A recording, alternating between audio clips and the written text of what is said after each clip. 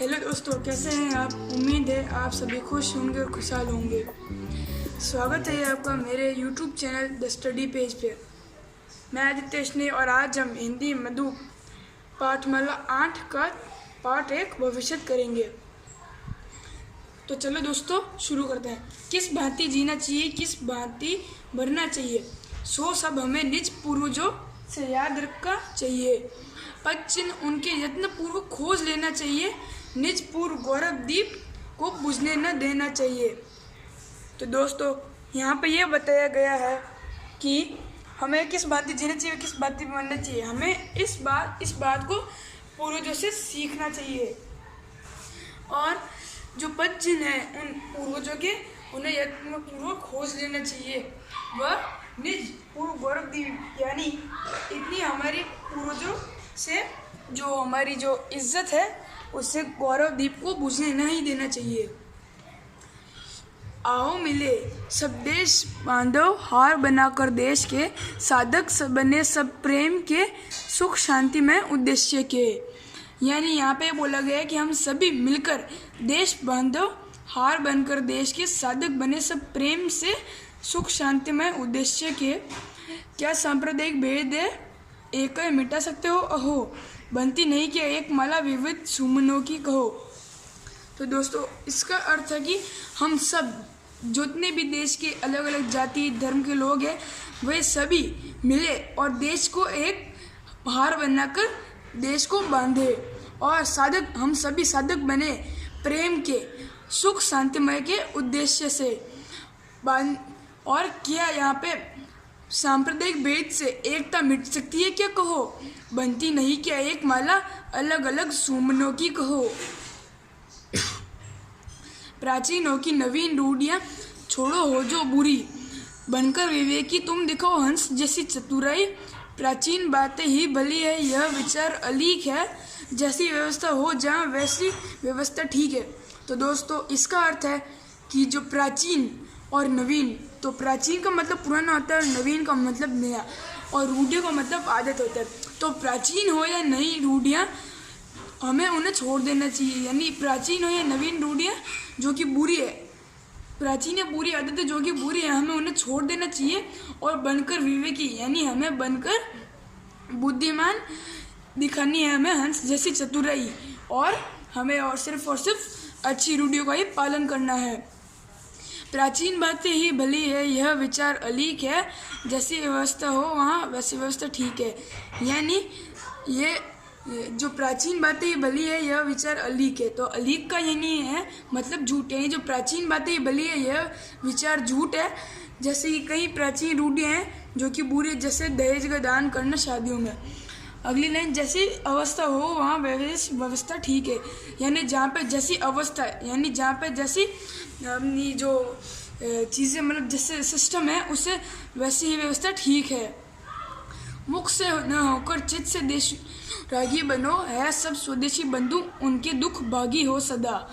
देकर उन्हें सहाय भरसक सब विपत्ति व्यथा हरो, निज दुख से ही दूसरों के दुख को अनुभव करो। यानी हमें सिर्फ अपने बोल चाल से नहीं, अपने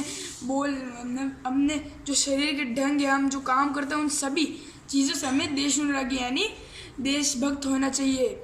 वह जब जितने भी स्वदेशी बंधु हैं उनके दुख भागी हमें हमेशा होना चाहिए।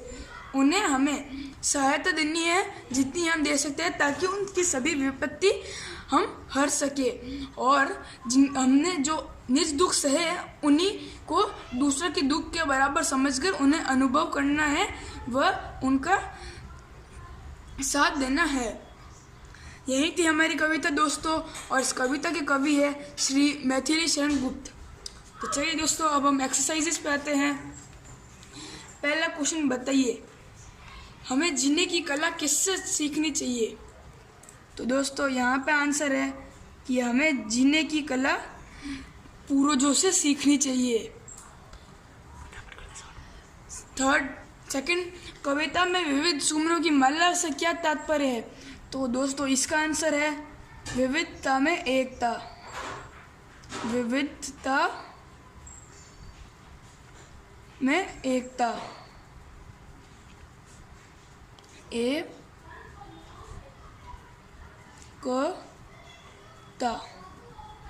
अगला, चित्त से देशानुरागी का क्या अर्थ है? तो इसका अर्थ है मन, सॉरी दोस्तों थोड़ी मिस्टेक है, मन से देशानुरागी।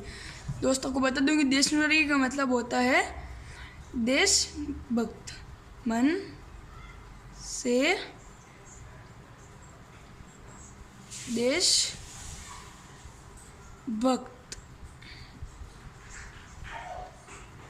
तो दोस्तों हमारे 3 क्वेश्चन कंप्लीट हो गए हैं।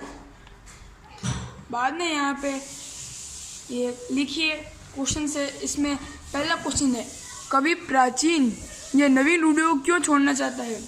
तो उसका उत्तर है कि कवि बुरी, प्राचीन व नई रूढ़ियों छोड़ना चाहता है, यानी कवि उन बुरी रूढ़ियों छोड़ना चाहता है जो कि नवीन हो या प्राचीन हो, यानी वो नई भी हो, वो नई हो या पुरानी हो, वो कवि है वो बुरी प्राचीन रूढ़ियों को और नई दोनों को छोड़ना चाहता है, जितनी भी बुरी रूढ़ियाँ हैं। अगला, हमें अपने जीवन में हंस जैसी चतुराई दिखानी चाहिए। कवि ने ऐसा क्यों कहा है? समझदारी से अपने लिए सही काम करने के लिए, यानी हमें अपने जीवन में जो हंस जैसी चतुराई दिखानी चाहिए, कवि ने ऐसा क्यों कहा है? तो उसने ऐसा इसलिए कहा क्योंकि समझदारी से अपने लिए वो सही काम कर सके, इसलिए। अगला, प्राचीन बातें ही भली है, यह विचार अलीक है। इस पंक्ति से कवि हमारी किस मानसिकता की ओर संकेत कर रहा है? तो इससे हमारे जो कवि है वो ये इस बात की तरफ संकेत कर रहे हैं कि हम लोगों में से कई लोग ऐसे होते हैं जो सोचते हैं कि उस मानसिकता, हमारे अंदर एक मानसिकता होती है कि यहाँ प्राचीन जो बातें हैं वो सभी भली है, जैसे दहेज की प्राचीन ये हमारी संस्कृति है, तो ये लोग ये मानते हैं कि अभी ये भली है, लेकिन ये भली नहीं है। दोस्तों आज के लिए इतना ही, कल हम बाकी एक्सरसाइजेस करेंगे। तब तक के लिए गुड डे दोस्तों, खुश रहिए, खुशहाल रहिए, बहुत सुरक्षित रहिए।